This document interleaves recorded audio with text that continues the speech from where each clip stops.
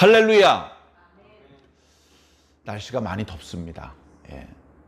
저는 날씨가 더울 때마다 하는 기도가 있습니다.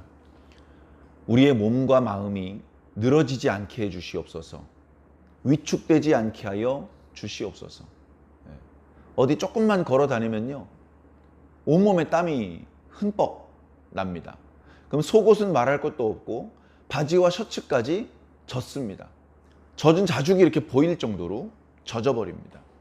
그러면 행동거지도 불편하고 눈으로 보기에도 조금 좋지 않습니다. 그리고 그렇게 땀에 젖었다 말렸다를 반복하면 당연히 옷감에도 좋지 않고 몸에서도 냄새가 납니다. 그래서 너무 땀에 젖은 옷을 오래 둘 것이 아니라 자주 빨아줘야 되고, 땀을 흘렸으면 머리도 자주 감고 온몸을 자주 씻어줘야 됩니다. 자, 그러다 보니까 아주 그냥 생활이 불편합니다.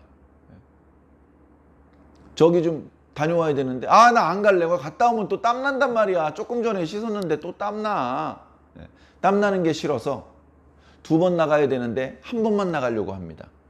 야, 땀 흘린 김에 하던 일 끝내고 일찍 들어가서 씻고 그 다음에 외출하지 말자. 이런 생각을 하기 쉽죠. 그러니까 의도치 않게 우리의 몸과 마음이 위축됩니다. 날씨가 덥기 때문에 늘어지죠. 뒹굴뒹굴하게 됩니다. 저뿐이 아니라 이렇게 더운 때 전국이 폭염주의보, 폭염경보인 그런 시대를 지금 살고 있고, 거의 이제 40도가 넘은 적이 몇 번 있었죠, 벌써. 그렇게 기온이 높고 하다 보니까 저녁마다 깊은 잠을 자지 못하는 분들이 많습니다. 저녁에 더우니까 늦게까지도 잠을 못 잡니다. 너무 피곤해서 잠이 들었는데 새벽같이 또 눈이 떠져요. 그냥 누워는 있는데 잠잔 건 아니죠. 그래, 학생은 학교 가야 되고 직장인은 직장 가야 되고 어쩔 수 없이 가기는 가는데 충분한 휴식을 취하지 못했기 때문에 피곤합니다. 하루 종일 하품을 하고 꾸벅꾸벅 졸립니다. 그러다가 그날 저녁 또 잠을 설칩니다. 그러기를 일주일, 열흘, 그러다 보니 만성 피로가 되었습니다. 커피 한 잔 마셔가지고는 피로가 풀리지도 않습니다. 그런 의미에서 어렵습니다. 하나님 섬기고 예배 드리는 것도 쉬운 일이 아닙니다. 그래, 많진 않지만 그래도 3일 저녁 시간에 이렇게 예배를 드리기 위해서 교회에 출석해 주신 사랑하는 성도 여러분, 감사합니다. 하나님께서 기뻐하시고 날씨가 아주 좋은 날 왔을 때보다 이렇게 더운 날 온 여러분들의 그 출석 점수를 하나님께서 더 높게 평가해 주시기를 바랍니다. 그리고 도저히 참석할 수가 없어서 영상으로 예배 참석하신 분들도 잘하셨습니다. 김은상 목사가 오늘 남방 색깔이, 김은상 목사 오늘 넥타이 색깔이, 그 엉뚱한 데 마음 쓰지 마시고, 엉뚱한 데 마음 쓰지 마시고 하나님께 집중하시기를 부탁을 드립니다. 말씀에 집중하시기를 부탁을 드립니다. 경우에 따라서 빳빳하게 다려지어 있지 못한 와이셔츠를 입을 수도 있습니다. 와이셔츠 색깔하고 넥타이 색깔하고 이렇게 밸런스가 잘 안 맞을 때도 있습니다. 근데 그게 중요한 게 아닙니다. 목사님이 머리를 잘 빗어 넘겼는지 좀 엉클어져 있는지 그게 뭐가 중요합니까? 제가 어렸을 때 다녔던 교회 목사님은요, 이렇게 대머리는 아니었는데 머리숱이 별로 없으셨어요. 머리숱이. 그 예배 시작할 때는 단정하게 머리를 빗고 강단에 올라오십니다. 근데 강단에서요, 성령의 감동을 받아가지고 말씀을 선포하시다 보면 이 머리카락 헝클어지는 게 문제가 아니에요. 땀을 쭉쭉 흘리고요, 머리카락도 땀에다 젖고요, 설교하면서 머리카락을 다듬을 여유가 없습니다. 말씀을 전하는데 목사님도 집중하기 때문에. 그러다 보면 목사님 머리카락 모양이 우스꽝스러워집니다. 우스꽝스러워져요. 땀에 범벅이 돼서. 요즘 올림픽 하는데 선수들이 머리카락이 경기에 방해를 주지 않기 위해서 여자 선수들 같은 경우 탁 뒤로 묶습니다. 짧은 머리가 이렇게 흔들리지 않도록 가는 실핀으로 고정을 하고, 여러 가지 방법으로 머리를 고정을 하죠. 아예 짧게, 여자 선수인데도 남자처럼 머리를 짧게 깎은 그런 선수들도 있더라고요.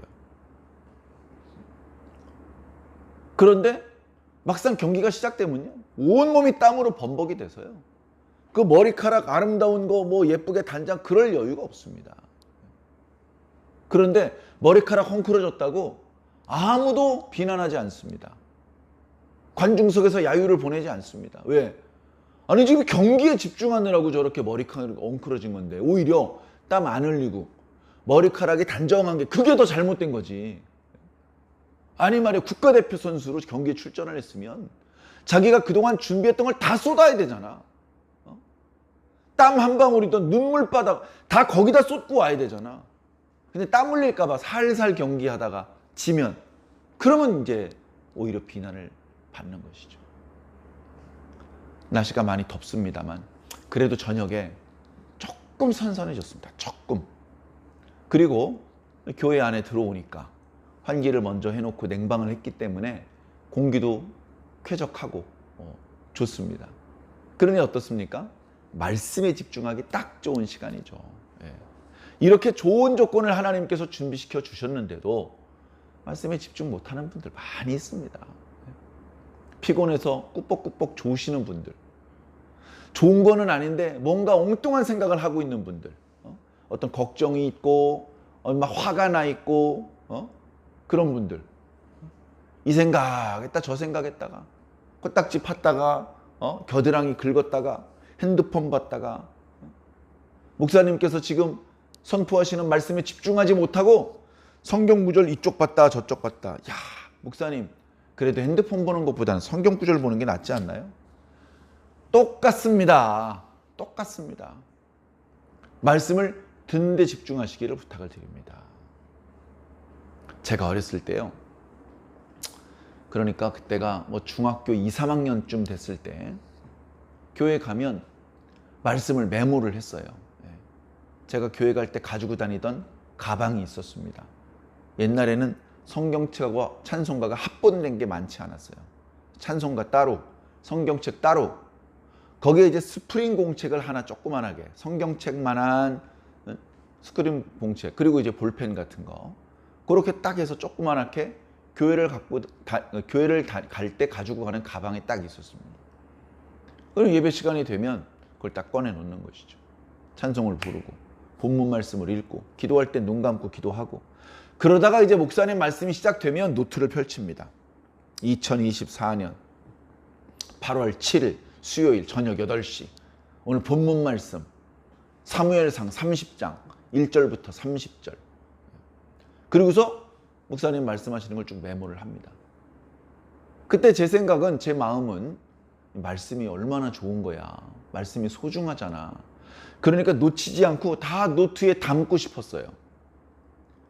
그래서 나중에 그 노트를 쭉 읽어보면 아, 그날 말씀이 대충 이런 말씀이었구나 라고 이렇게 알 수 있도록.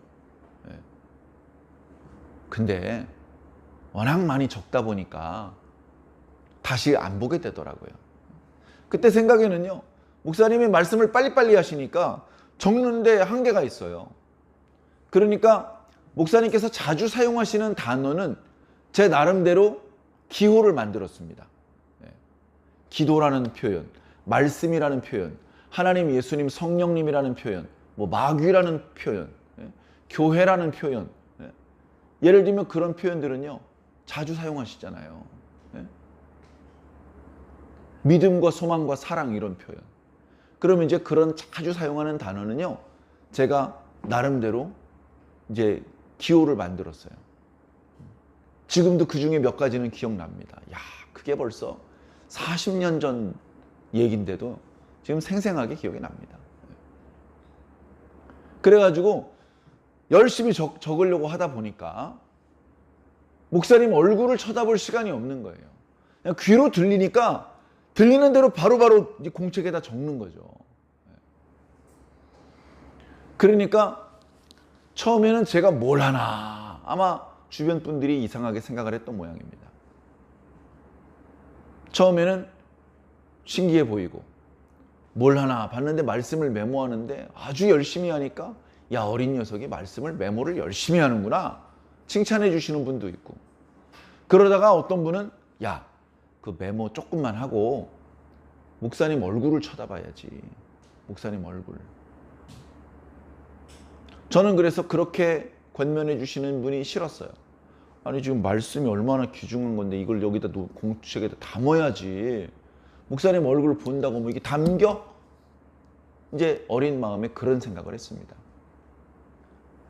그래가지고 이제 공책은 한 권, 두 권 쌓이는데 목사님 얼굴을 잘 안 보는 거예요. 근데 이제 생각해 보니까요, 목사님 얼굴을 보라고 하신 그분의 권면이 맞는 말이었어요. 여러분, 스마트폰으로 사진을 찍어도 마찬가지입니다. 스마트폰으로요, 이거저거 막 찍습니다. 얼마나 좋아요. 성능도 많이 좋아졌고요, 기능도 좋아졌고, 휴대가 간편하고 막 찍습니다. 아이고 이거 나중에 다시 봐야 돼. 이건 자료로 남겨야 돼. 사진을 막 찍습니다. 무수히 사진을 찍는데요, 나중에 다시 안 보게 되더라고요. 어디 여행을 갔어요. 야, 멋있다. 사진 찍고. 야, 우리 같이 사진 찍어볼래? 사진 찍고. 근데 문제는 뭐죠? 그 사진을 다시 볼 일이 없어요. 사진을 다시 보는 것보다 계속 새로 찍는 게 많아요. 제가 그래서 어느 순간 깨달았어요. 야, 이 아름다운 경치 사진 찍는다고 카메라 쳐다보지 말고 눈으로 담자. 눈으로. 이 아름다운 경치, 절경이네. 절경. 그 다음에 막 바람 불고 막 아름다운 소리가 들리면 이걸 녹음을 하려고 하지 말고 내 귀로 저장을 하고 눈으로 저장을 하고 온몸으로 저장을 하자. 그렇게 이제 생각이 바뀌었어요. 핸드폰 꺼내는다고 놓치지 말고 그 모든 장관을 온몸으로 받아들이자. 느끼자. 예배도 마찬가지입니다. 경우에 따라서 예배에 집중하지 못하는 분들이 많이 있습니다. 금방 말씀드린 대로 피곤해서 주무시느라고, 여러 가지 다른 생각을 하느라고, 여러 가지 또 마귀가 방해를 할 때도 많아요. 마귀가 말씀 듣지 못하게 하려고 이 생각 저 생각 자꾸 핸드폰 울리게 만들고 자꾸 이상한 생각이 들게 만듭니다. 그거를 이거 마귀의 장난이구나 뿌리쳐야 되는데 그걸 뿌리치지 못하면 그날 예배 죽쓰는 거예요. 한마디도 안 들려요. 은혜 하나도 안 되고요, 오히려 안 좋은 이미지만 가지고, 안 좋은 마음의 상처만 가지고 돌아갑니다. 그러다 어떻게 되겠습니까? 아이고 교회 가봤자 졸음이 나오고 나 안 갈래. 결국은 마귀가 이기죠. 그러니까 마귀의 농간인 걸 알아채고 내가 스스로 그걸 물리쳐야 됩니다. 예배 시간에 대표로 기도하는 분은 그 대표 기도 때문에 마음이 다 거기 집중이 돼가지고 예배 시작할 때 찬송을 부를 때 찬송에 집중할 수가 없습니다. 충분히 공감합니다. 저도 그랬습니다. 그런데 대표 기도는 보통 예배 시작할 때 하는 것이기 때문에 대표 기도를 드리고 나면 마음이 편안해져요. 그러면 그 다음부터는 말씀에 집중할 수가 있는 겁니다. 그런데 설교 뒤에 뭐 찬양을 발표해야 된다거나 설교 뒤에 뭘 해야 되는 사람은 마음이 불안하죠. 불편합니다. 그런 사람들은 말씀에 집중하기 어려워요. 예배 시간에 예배실에 올라가지 못하고 사무실에 앉아서 작업을 해야 되는 사람이 있습니다. 소리로 스피커로 설교 말씀이 들리지만 은혜가 안 돼요. 어린 아이를 데리고 교회에 온 사람, 아이를 맡기고 예배에 집중하라고 예배실로 올려 보냅니다. 그럼 아래층에서 그 어린 아이들을 이렇게 돌봅니다. 간식도 주고. 근데 거기 돌보는 사람도 말씀을 들어야 되기 때문에 거기 TV에서 설교 영상이 나옵니다. 근데요, 집중이 안 돼요. 말씀에 집중하셔야 됩니다. 그게 안 되면 아무것도 얻을 수가 없잖아요. 그냥 여기 왔다 가면 자동으로 복 받고 자동으로 천국 가는 겁니까? 아니라니까요. 교회 오는 이유는 예배 드리기 위해서고, 예배를 드리는 이유는 말씀과 기도 때문입니다. 내가 하나님 앞에 기도를 올려드리고 하나님의 말씀을 내가 받아들이기 위해서 그런 교감이 없다면, 그런 만남이 없다면 그것은 예배도 아니고 나에게 아무런 유익을 주지 못하죠. 시간만 낭비하는 겁니다. 이 귀중한 시간 말씀에 잘 집중하셔서 은혜 받으시기 바랍니다. 자, 오늘 말씀의 주인공은 역시 다윗입니다. 다윗이 아벡에 있었습니다. 아벡이라고 하는 곳은 지금 블레셋과 이스라엘 사이에 큰 전쟁이 일어날 판인데 여기에 이제 블레셋 사람들이 모여 있는 것이죠. 자, 우리는 민간인과 군인이 딱 구별되어 있잖아요. 이 시대에는 그런 게 없었어요. 야, 농사 지어야 돼. 그러면 온 국민이 달려들어서 농사를 지어야 되고, 전쟁 났어. 그러면 다 내려놓고 전부 다 전쟁에 참여해야 됩니다. 자, 그런 분위기의 시대였죠. 그러니까 블레셋이 이스라엘이 만만치 않거든요. 이스라엘과 전면전을 벌여서 정말로 사활을 건 전투를 벌였는데, 그러기 위해서 각 성읍의 방백들은 최대한 병사들을 많이 동원했습니다. 다시 말해서 블레셋 백성들 중에서 전투에 참여할 수 있는 사람들을 최대한 긁어 모아서 전장에 끌고 나간 거예요. 다윗도 자신과 함께한 600명의 용사와 함께 아기스를 따라서 아벡에 갔었습니다. 그러나 우리 지난주 수요일날 묵상했던 말씀처럼 아벡에 갔더니 블레셋의 다른 성읍의 방백들이 아기스 형님, 이놈은 안 됩니다. 이놈이 누굽니까? 골리앗을 때려 죽인 놈이고, 이놈이 우리 블레셋 사람들을 쳐 죽인 다음에 사울하고 화목하려고 하는 놈 아니겠습니까? 형님은 저놈이 문제될 것 없다. 오랜 동안 지켜봤지만 그는 사울을 완전히 배반하고 내 사람이 됐다라고 말씀하시지만 사람 마음 변하는 거 순식간입니다, 형님. 이 위험을 자초할 수가 없습니다. 형님이 그 사람들을 데리고 가신다면 저는 저희 성읍 백성들을 데리고 돌아가겠습니다. 자, 이러니까 아기스도 어쩔 수 없습니다. 다윗아, 네가 공을 세울 수 있는 기회에 이스라엘을 공격하고 많은 노량물을 확보할 수 있는 기회가 될 수도 있었을 텐데 우리 블레셋 다른 성읍의 방백들이 네가 출전하는 것을 원하지 않으니 미안하지만 돌아가라. 그래서 시글락으로 돌아갑니다. 시글락으로 돌아가요. 지금 시글락으로 가는 길입니다. 지난주에 말씀드렸던 것처럼 아벡을 떠나서 시글락으로 가던 다윗은요, 너무나 행복했습니다. 하나님 감사합니다. 제가 언약의 땅 밖으로 나가면 안 되는데 여러 가지 상황상 블레셋으로 망명을 할 수밖에 없었습니다. 하나님 상황을 잘 아시질 않습니까? 제가 유다 땅 산지에 머물 것을 결심을 하고 고집을 피우면 그러면 저 사울은 블레셋과의 전쟁을 준비하지 않고 계속 저만 쫓아다니느라 나라가 위태로워질 수도 있습니다. 그리고 우리 일행들 중에는 아내가 임신한 사람도 있는데 어느 때까지 이 산악지역을 이리 도망가고 저리 도망다닐 수 있겠습니까? 이제 편안한 곳에 들어누워서 쉴 수도 있고 아기도 낳고 어린애도 기를 수 있는 그런 곳으로 좀 가서 좀 때를 기다려야 될 것 같습니다. 그래서 나름대로 고민하고 기도한 결과 블레셋으로 간 건데 그랬는데 결국 블레셋 땅에 가니까 유다 산지를 도망다닐 때는 없었던 전혀 새로운 어려움을 만나게 된 것이죠. 다시 말해 블레셋 군대의 일원으로 편성이 되어서 동족인 이스라엘 사람들을 죽여야 되는 그런 입장에 서게 된 것입니다.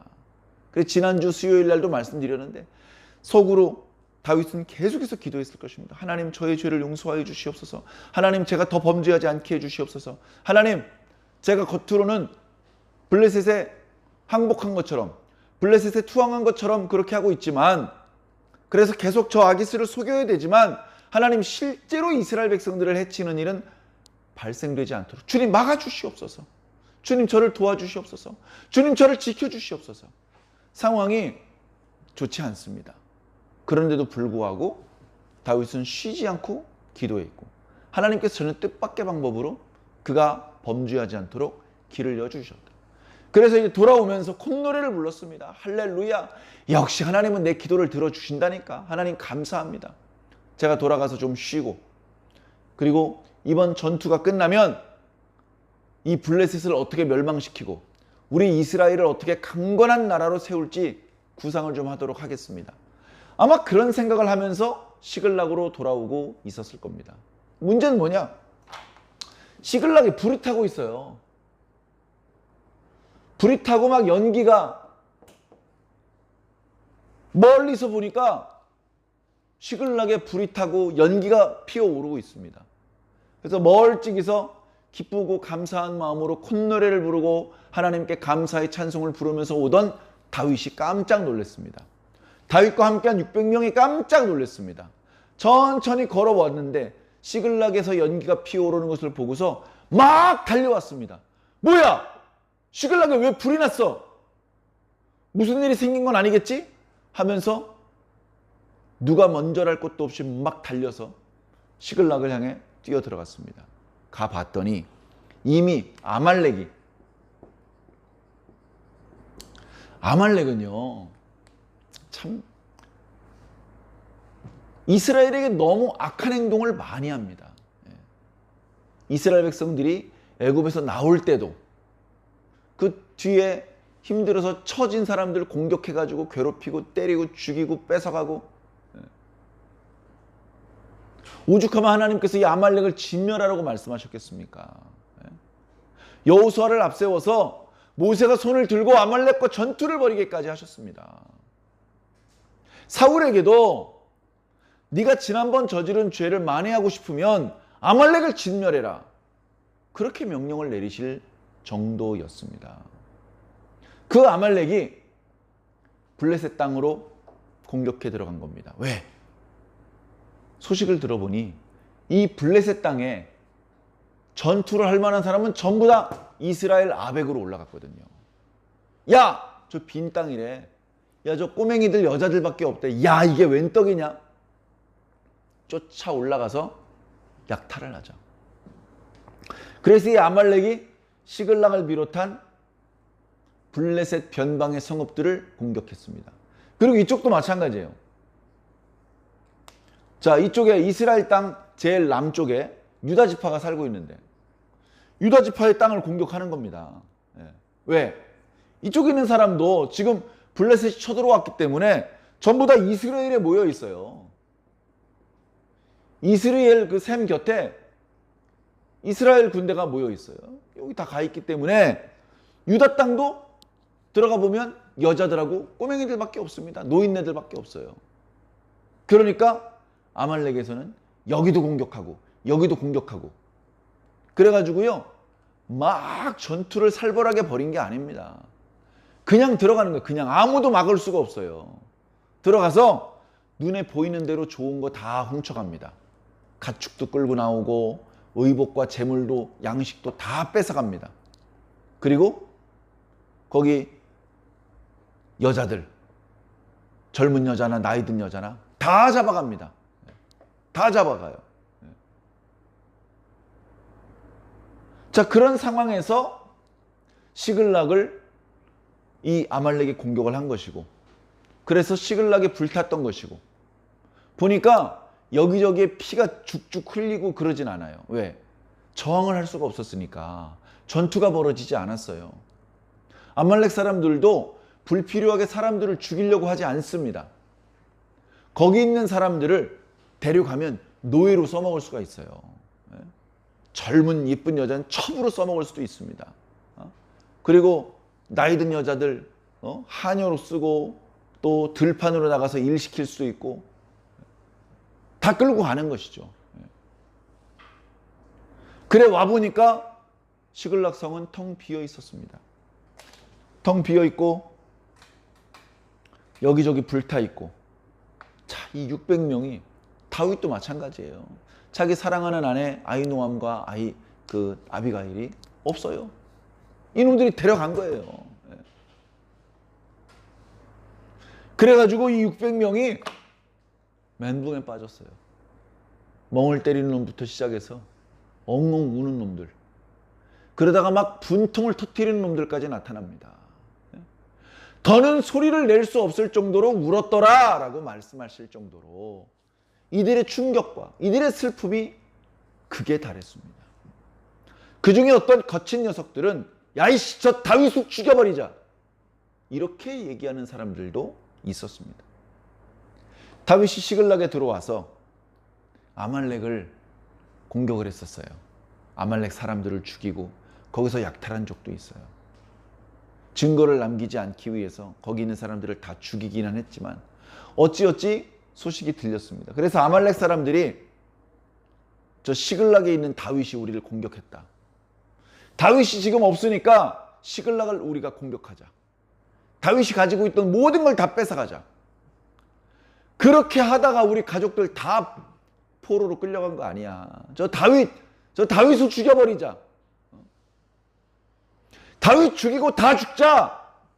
극도로 슬픔과 분노가 치밀어 오르자 그런 거친 말과 행동을 하려는 사람도 나왔습니다. 그러나 옆에서 뜯어 말렸죠. 다윗으로서는 매우 위험한 상황이었습니다. 그 위험한 상황에 오늘 말씀을 보면 다윗이 하나님을 힘입어 용기를 얻었다라고 기록하고 있습니다. 어떻게 하나님을 힘입었을까요? 기도로 힘입은 겁니다. 기도로. 그 다음 구절에 보면 어떻게 기도했는지 나타납니다. 아히멜렉의 아들 아비아달에게 제사장의 에봇을 가져오라고 부탁을 합니다.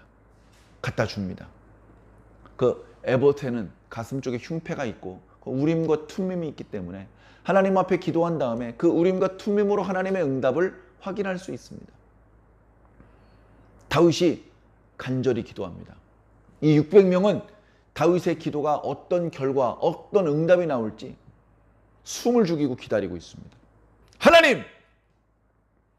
지금 너무나 슬프고 화가 나는데 아말렉 놈들이 시글락을 쳐서 불을 지르고 우리 가족들을 전부 다 끌고 가버렸습니다. 하나님! 저희들이 지금이라도 그들을 뒤쫓아가면 그들을 잡을 수 있겠습니까? 하나님께서 응답을 주시기를 쫓아가라! 그들을 잡을 수 있다. 빼앗겼던 것을 모두 도로 찾을 수 있을 것이다. 라는 응답을 주셨습니다. 그래서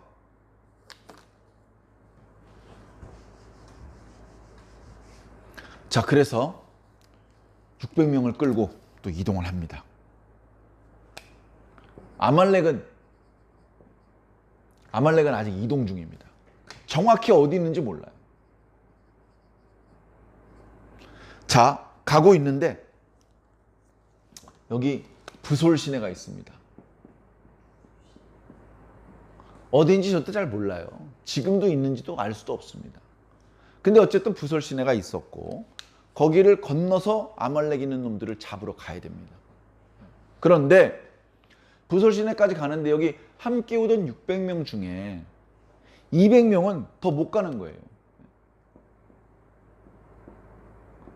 200명은 이렇게 보니까 시내를 건너갈 수 있는 힘도 없는 거예요. 이거 아말렉과 목숨을 건 혈투를 벌여야 되는데 그게 아니라 거기 도착하기도 전에 픽 쓰러지게 생겼어요. 사람이 다 똑같지 않습니다. 야 인마, 네 아내를 빼앗겼는데 네 자식을 빼앗겼는데 지금 힘들다는 소리가 나와? 그래도 어쩔 수 없는 사람들이 있을 수 있습니다. 그 중에 상대적으로 체력이 약한 사람, 잘 잠자지 못한 사람, 여기 아베까지 갔다 오느라고 3일길 걸음에 피곤에 지친 사람, 원래 몸이 좀 안 좋았는데 무리를 했던 사람, 우연히 어디 상처가 생겼는데 그것 때문에 욱신거리는 사람, 이런 사람은 여기까지 못 가잖아요. 다윗이 괜찮다. 너희들은 여기서 쉬고 있어라. 그리고서 400명을 거느리고 갑니다. 400명. 다윗 플러스 400명. 여기에 한 사람이 추가가 돼요. 우연히 어떤 사람을 발견을 했습니다. 그 사람이 누군지 알아보니까 애굽 사람이에요. 애굽 사람인데 애굽에 살고 있는 것이 아니라 아말렉 사람한테 포로로 잡혀서 거기서 이제 노예 생활하고 있는 것이죠. 노예 생활. 노예는요, 힘든 일을 하고 비인간적인 대접을 받습니다. 인권이 보호되지 못합니다. 먹을 것을 주는 거 그거 하나밖에 없어요. 그러고서는 여러 가지로 막 힘든 일을 시키는 것이죠.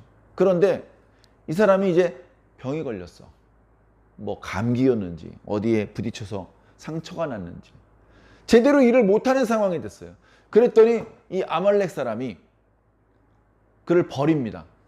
버린다는 얘기는 더 이상 양식을 주지 않는다는 거죠. 그걸 버렸어요.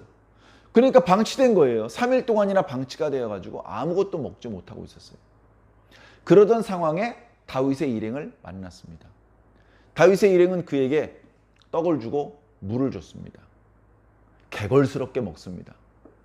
배도 많이 고파하고 정말 많이 굶어서 그랬는지 정신이 오락가락하는 것 같습니다.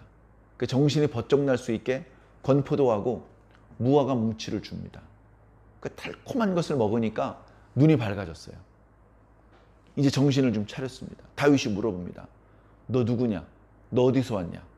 네, 저는 애굽 소년입니다. 그런데 저는 아말렉 사람한테 붙잡혀서 아말렉 사람의 종으로 살고 있었습니다. 며칠 전, 3일 전에 제가 병이 들어서 더 이상 종으로서의 가치가 없다고 판단을 하셨는지 그 주인이 나를 버렸습니다. 제가 주인과 함께 있을 때에 유다 지방하고 블레셋 지방을 침노해서 많이 약탈하는 일을 했습니다. 그런 이야기를 하는 거예요. 그렇게 다윗이 얘기를 합니다. 이 아말렉 사람들이 지금 어디 있는지 넌 알겠구나. 너 우리를 그 아말렉 사람이 있는 곳으로 인도해 줄 수 있느냐? 그랬더니 네, 당신이 나를 죽이지 않고 그리고 전 주인에게 나를 넘기지 않겠다고 하나님의 이름으로 맹세를 해 주십시오. 그러면 제가 책임지고 이 아말렉 사람들이 있는 곳을 안내해 드리겠습니다. 그래 약속을 해준. 그리고 그 인도를 받아가지고 아말렉 사람을 봤습니다. 아말렉 사람들이 많이 있습니다. 예? 많은 아말렉 병사들이 있어요. 그리고 한쪽에는 그 블레셋에서 그리고 유다 지방에서 약탈해온 노략물들이 소, 양부터 시작해서 어마어마하게 많이 있습니다. 그리고서 이제 자기의 뒤를 추적하는 사람은 없을 것이라고 생각을 하고. 왜? 유다 사람들은 전부 다 전쟁하러, 이 블레셋 사람들도 전부 다 전쟁하러 갔으니까 자기를 뒤쫓아올 사람은 없다 생각을 하고 나무 그늘이 있고 평평한 곳에서 그들은 술을 먹고 떡을 먹으면서 잔치를 벌이기 시작합니다. 깔깔거리고 웃고 노래하고 춤을 추고 있는 것이죠. 그때 다윗이 함께한 400명에게 이야기를 했을 겁니다. 여봐라, 기회는 딱 한 번뿐이다. 목숨을 걸고 저놈들을 다 때려 죽이고 우리 가족들을 되찾자. 그랬더니 400명이 예 알겠습니다. 바라던 바입니다. 그러면서 이제 공격했어요. 말씀을 보니까 새벽부터 계속해서 다음날 저물 때까지, 그죠? 이틀을 쉬지도 않고 이 아말렉 사람을 공격을 한 거예요. 아말렉 사람은 몇 명쯤 됐을 것 같습니까? 지금 다윗과 한 사람 함께 해서 400명이에요. 그런데 이 아말렉은요, 도망간 사람이 400명이래. 도망간 사람이. 그러니까 원래는 1000명이 훨씬 넘었어요. 최소 2-3천 명은 됐을 것이라고 학자들은 이야기를 하고 있습니다. 그 2-3천 명하고 이 400명하고 전쟁이 붙은 거예요. 그러면 사실은 400명의 숫자가 적으니까 불리하죠. 그러나 다윗과 함께한 400명은 용맹했습니다. 그리고 이 아말렉 사람들은 방심한 상태에서 기습을 당했고 거기다가 어떤 사람들은 술에 취해 있었고 이러다 보니까 그들의 많은 숫자의 우위를 잘 활용할 수가 없었어요. 그래 이틀 동안 계속 전투가 벌어졌는데 결국 아말렉 사람들은 야 이러다가 우리 다 죽겠다 해가지고 약대를 타고 급히 도망갔습니다. 400여 명이. 자신들이 전쟁을 통해서 유다 지방하고 블레셋 지방에서 약탈해온 거 하나도 못 가져가고 겨우 지들 몸만 빠져나갔어요. 그나마 도망가지 못한 아말렉 사람들은 그 자리에서 다 죽임을 당했습니다. 그제야 빼앗겼던, 끌려갔던 자기 자녀들, 자기 아내들, 시글락에서, 그러니까 다윗과 함께하고 있던 사람들을 다 되찾을 수 있었고, 빼앗겼던 물건도 큰 것이든 작은 것이든 다 되찾을 수 있었습니다. 심지어 이 사람들이 시글락 말고 다른 지역에서 약탈한 것도 어마어마하게 많이 있었는데요. 그걸 전부 다 다윗이 가지고 시글락으로 돌아올 수 있었습니다. 이제 가족을 잃었던 슬픔은 오히려 큰 기쁨이 되었습니다.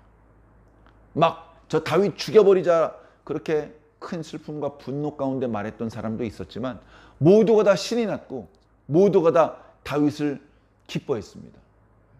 그래서 그 수많은 노략물들을 다윗의 노략물이다, 다윗의 전리품이다, 그렇게 이름을 붙였어요. 그리고서 그 노략물들을 수레에 싣고 따가닥 시글락으로 돌아옵니다. 오는 길에 뭐들 지나가야 되죠? 부솔 시내를 지나가야 됩니다. 거기에는 너무너무 피곤해서 쉬고 있는 200명이 기다리고 있었습니다. 그 200명이 다윗과 그의 일행들이 며칠 만에 돌아오자 그늘에서 쉬고 있다가 나왔습니다. 다윗이요, 돌아오셨습니까? 가족들은 잘 되찾으셨습니까? 다친 데는 없으십니까? 예. 다윗도 너희들 어떻게 잘 있었니? 집에 가지 그랬어? 왜 여기서 기다렸어? 밥은 잘 먹고 있니? 몸 상태가 안 좋았는데 많이 회복된 것 같으네? 특별히 문제 있는 사람은 없지? 이렇게 서로 안부를 나누고 있었죠. 자, 근데 오늘 말씀해 보니까 다윗과 함께한 400명 중에서 어떤 불량한 사람이 다윗과 함께 있다고요? 다 신실하고 의롭고 그런 거 아닙니다. 교회 다닌다고 해서 다 착하고 순댕이고 그런 거 아니라고요. 어디 가나 순댕이도 있고 조금 거친 사람도 있고 덜렁거리는 사람도 있고 지나치게 세심한 사람도 있고 다양한 사람들이 있는 겁니다. 그런 사람들 중에서 야 인마, 우리 이틀 동안 싸워서 잠도 안 자고 밥도 안 먹고 똥도 안 싸고 이틀 동안 싸웠어. 그래서 겨우 이긴 거야. 야, 아말렉이 우리보다 몇 배나 인원이 많았는지 알아? 우리 목숨 걸고 싸운 거야. 여기 전리품들 목숨 걸고 싸워서 얻은 거야. 야 인마, 너희들은 안 싸웠잖아. 그러니까 너희 식구들이나 데려가. 이 전리품들은 손대지 마. 그렇게 얘기를 하는 거예요. 그때 다윗이 딱 나섭니다. 잠깐! 야단치는 것도 아니야. 그 거칠게 말하는 사람도 내 형제들이여 부드럽게 말을 합니다. 내 형제들이여 잠깐만 내 이야기를 들어보시오. 오늘 우리가 아말렉과 싸워서 이긴 것은 이건 하나님의 은혜입니다. 하나님께서 우리를 아말렉을 만나게 해주셨고 아말렉과 싸워서 이기게 해주셨고 이 많은 전리품들을 얻을 수 있게 해주셨습니다. 이건 다 하나님의 은혜입니다. 이 전리품들 하나님께서 주신 겁니다. 하나님께서 주신 건데 우리 마음대로 욕심을 부려서는 안 됩니다. 싸운 사람은 싸운 사람대로 잘하였고 기다리면서 시글락을 지켜준 사람은 그 나름대로의 역할을 한 것입니다. 그렇기 때문에 전투에 참여한 자나 참여하지 않은 자나 똑같이 분배하겠습니다. 하나님께서 주신 것이기 때문에 그렇습니다. 그렇게 설명을 하자 아무도 이의를 제기하지 않습니다. 그래서 말씀을 보니까 이때 다윗이 말했던 대로 이제부터 이스라엘은 항상 출전한 사람과 출전하지 않은 사람이 똑같이 그 기업을 분배하는 그런 전통이 생겼다라고 말씀하고 있는 것이죠. 다윗은 여기에 더 지나서 그 전리품들을 자기 식구들과 나눌 뿐 아니라 유다에 살고 있는 그동안 이렇게 왕래가 있었던, 서로 도와주었던, 지지해주고 있었던 유다의 여러 마을들과 그 마을의 장로들에게 이 예물을 보냅니다. 전리품들 중에서 좋은 것들을 이렇게 나귀 같은 데다 싸가지고 보내주는 것이죠. 그 양이 얼마나 많았는지 뭐 그런 것까지는 잘 모르겠습니다. 성경이 기록되고 있지 않기 때문에. 그러나 다윗은 자신이 하나님의 은혜로 가족들을 되찾고 많은 전리품을 얻은 그 기쁨을 유다 사람들과 함께 나누길 원했어요. 유다 사람들이 전에도 다윗과 소통하면서 다윗을 보이게 보이지 않게 도와주었는데 예물까지 받았으니까 이 유다 사람들은 이제 다윗하고 관계가 아주 좋아졌습니다. 자, 한번 오늘 말씀을 통해서 몇 가지 포인트를 한번 잡아보겠습니다. 다윗이 시글락으로 돌아왔을 때 시글락은 불타고 연기가 피어오르고 있었습니다. 큰 위기를 맞이했습니다. 위기. 첫 번째 위기죠. 자, 거기다가 함께한 600명 중에서 저 다윗을 죽여버리자. 그리고 우리 다 죽자. 잠깐이었고 소수라고는 하지만 엄청난 위기의 상황입니다. 그동안 거의 10년 가까이 다윗과 함께 생활을 했고 다윗을 형님하고 따르더니 이제 와서 다윗을 죽이려고 하는 변덕이 많은 사람도 이 600명 중에는 있었던 모양입니다. 이 위기 가운데 다윗은 실패할 수 있었습니다. 다윗은 하나님 앞에 원망할 수도 있었고 범죄할 수도 있었습니다. 그런데 다윗은 이 속상한 상황을 바꿨습니다. 여호와로 말미암아 용기를 얻었다라고 말하고 있습니다. 다윗은 어떻게 했습니까? 기도했습니다. 하나님, 이 아말렉을 뒤쫓아가려고 하는데 지금 추격을 시작하면 그들을 따라잡을 수 있겠습니까? 따라잡을 수 있을 것이다. 그리고 잃어버린 것을 모두 도로 찾을 수 있을 것이다 라고 응답을 주셨습니다. 응답에는 순종이죠. 응답을 1000만번 받으면 뭐합니까? 순종을 한 번도 안 하면 아무 소용 없는 겁니다. 주여! 이곳 땅을 파면 석유가 뿜어져 나오게 하여 주시옵소서. 응답이 들립니다. 그래, 많이 파지 않아서 석유가 쏟아져 올라올 것이다. 근데요, 안 파. 땅을 안 파. 응답까지 받았는데 땅을 안 판다고. 아, 코딱지가 왜 이렇게 많이 나오지? 땅을 안 파. 그럼 석유를 볼 수 있겠습니까? 부자가 될 수 있겠습니까? 여러분, 기적 좋아하시죠? 가만히 앉아서 무슨 기적입니까? 감나무 밑에 누워가지고 입 벌리고 있는데 감이 입속으로 꼬린 쏙 들어간 그런 게 기적입니까? 여러분, 물 위로 걷고 싶으십니까? 배 밖으로 나오세요. 배 안에 가만히 앉아서 어떻게 물 위를 걷습니까? 배 밖으로 나오시라니까요. 그래야 물 위를 걸을 수 있지 않겠습니까? 순종하지 않으면 기적은 냄새도 맡을 수 없습니다. 다윗은 순종했습니다. 피곤했어요. 피곤했어. 여기 200명이나 부솔 시내를 건너지 못할 정도. 이 건너간 400명도 다윗도 안 피곤해서 건너간 게 아니에요. 너무너무나 피곤했어요. 너무나 속상하고 화가 났어요. 그런데 그 모든 것들을 기도로 극복을 하고 그런 악조건 속에서도 순종하는 겁니다. 순종할 때 하나님의 능력을 체험할 수 있어. 그래서 순종했더니 애굽 사람을 만난 거 아닙니까? 그리고 아말렉 사람들을 만나서 그들과 싸워서 이길 수 있었고 많은 전리품을 얻을 수 있지 않았습니까? 네?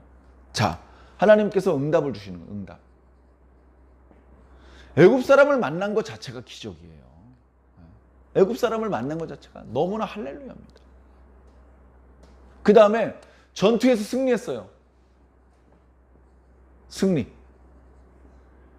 다윗인데 뭐냐 무조건 이기는 거지 뭐. 여러분, 이순신 장군이 전쟁을 할 때마다 승리했다고 해서 승리가 당연한 겁니까? 안 그래요. 기록을 보면 이순신 장군도 그 하나하나의 전투를 승리하기 위해서 매우 오래전부터 준비하고 연구하고 정탐하고 고심하고 그 결과 모든 전투에서 승리를 하는 전과를 올렸던 것입니다. 다윗이 전투에서 승리했다고 그냥 원래 그냥 다 싸우면 무조건 이기는 줄 아시면 안 됩니다. 자, 이런 하나님의 놀라운 응답을 받아서 이 위기의 상황이 슬픔과 분노의 상황이 기쁨의 상황이 됐습니다. 다윗은 여기서 또 뭘 했습니까? 선행을 베풉니다. 선행. 함께 전투에 참여하지 않았지만 여기 부솔 시내에서 기다리고 있던 200명에게 전투에 참가한 사람과 똑같이 전리품을 나누도록 그렇게 명령을 내립니다. 이렇게 함으로 해서 그 공동체는, 다윗의 공동체는 더 똘똘 뭉치게 되는 거예요. 똘똘 뭉치게 되는 거예요. 자, 그뿐만이 아니라 유다에 있는 여러 장로들에게도 예물을 보냈잖아요. 다윗은요, 얼마 전까지만 해도요, 아베까지 올라가서 이스라엘 백성들을 쳐 죽이는 역할을 할 뻔했습니다. 그랬다가는 다윗은 영원히 이스라엘로 복귀할 수가 없고요, 왕은 더더군다나 될 수 없습니다. 그 위기에서 빠져나왔어요. 전혀 예상 밖의 위기들을 만났습니다. 극복했어요. 기도했고 순종했습니다. 하나님께서 도와주셨어요. 계속해서 도와주고 계십니다. 그리고 그렇게 해서 얻은 것, 이거 하나님께서 주신 것이야 라고 고백을 했습니다. 그리고 그거 욕심 부리고 자기 혼자 먹으려고 하지 않고 나눠줬어요. 싸움에 참석하지 않은 사람들, 저 멀리 살고 있는 유다 사람들. 그래서 오히려 지금 블레셋에 와서 아이 거 봐 다윗, 그냥 언약의 땅 안에 있었으면 이런 사단이 일어나지 않았잖아. 왜 그렇게 실수를 해가지고 어리석게 판단을 해가지고 이런 위기를 자초하냐고. 그게 아니고 오히려 이런 위기를 기도와 순종으로 극복을 해서 오히려 이스라엘의 왕이 될 수 있는 밑거름을 만든 거예요. 다윗이 처음부터 전체 이스라엘의 왕이 되었던 게 아닙니다. 처음에는요, 헤브론에서 7년 6개월 동안 유다 지파만의 왕이었어요. 다른 지파까지 다윗을 왕으로 인정한 건 아니었습니다. 유다 지파 사람들의 왕이었을 뿐입니다. 7년이 넘도록 그렇게 했다고요. 그 유다 사람들은 뭘 보고 다윗을 자신들의 왕으로 인정해 주었습니까? 단순히 다윗이 유다 지파 출신이기 때문에? 아니죠. 다윗은 도피 생활 내내 유다 지역, 이쪽 지역, 저쪽 지역을 다니면서 소통을 했습니다. 왕래를 했어요. 어떤 땐 도움을 받았고 어떤 땐 도움을 주었습니다. 그 일나였나요? 블레셋이 그 성읍을 공격했을 때 쫓아가서 사울의 군대는 자기 백성을 구원하러 오지 않는데 오히려 다윗이 들어가서 블레셋 사람들을 격파시켰어요. 그걸 온 유다 사람들이 다 소문을 들어서 합니다. 다윗이 도망다니는 중에도 우리 마을 사람들 다 살려줬어. 그 소문이 사방에 나지 않았겠습니까? 거기다가 이렇게 예물까지 보냅니다. 어르신, 제가 어르신 잊지 않고 있습니다. 제가 지금 어쩔 수 없이 블레셋 땅에 피해 있지만 제 마음은 유다 땅에 있습니다. 어르신 건강하십시오. 하나님께서 허락하시면 어르신 더 나이 드시기 전에 직접 찾아뵙고 인사드리겠습니다. 이런 메시지와 함께 예물을 유다의 여러 성읍에 보낸 거예요. 뒤에 보면 유다 어느 마을에 보냈는지 쭉 나오죠. 꽤 많은 지역에 있는 유다 사람들하고 교분이 두터웠던 것입니다. 사울은 엔돌에 신접한 여인 찾아가고 지금 더 바닥이 내려갈 때가 있나 싶을 정도로 정말 실망스러운 모습을 보여주고 있습니다. 다윗은 위기가 없지는 않았지만 그 위기를 오히려 기회로 만들었고 그 슬픔을 오히려 기쁨으로 만들 수 있었습니다. 다윗의 능력이었습니까? 아니죠. 다윗은 그저 기도했을 뿐입니다. 하나님께 여쭈어 봤을 뿐입니다. 하나님께서 복을 주신 겁니다. 하나님께서 응답 주셨고 하나님께서 길 열어주셨고 먹을 거 주셨고 승리를 주셨고 도와주는 사람을 만나게 해주셨고 우리도 마찬가지라는 생각이 들지 않습니까? 우리도요 하나님 백성 아닙니까? 내가 이단이 아니잖아요. 그런데 우리 그리스도인들인데 우리에게 크고 작은 어려움이 와요. 우리가 기대하지 않았던, 우리가 원하지 않았던 어려움들이 옵니다. 위기가 올 수도 있고요. 슬픈 일이 발생할 수도 있습니다. 그런 위기의 순간에 실수하고 범죄하면 안 되죠. 그걸 극복해야 됩니다. 극복하는 방법은 기도와 순종입니다. 기도예요. 기도를 막 한 30분 했더니 달라졌어. 29분 했으면 어떡할 뻔했어. 30분을 채웠더니 능력이 나타난 거야. 누가 그럽니까? 기도는 시간만 채우면 되는 겁니까? 정해진 기도문이 있어서 그거를 내 마음은 담기지 않더라도 그냥 떠벌떠벌대면 주문처럼 무슨 역사가 나타나는 겁니까? 그렇지 않습니다.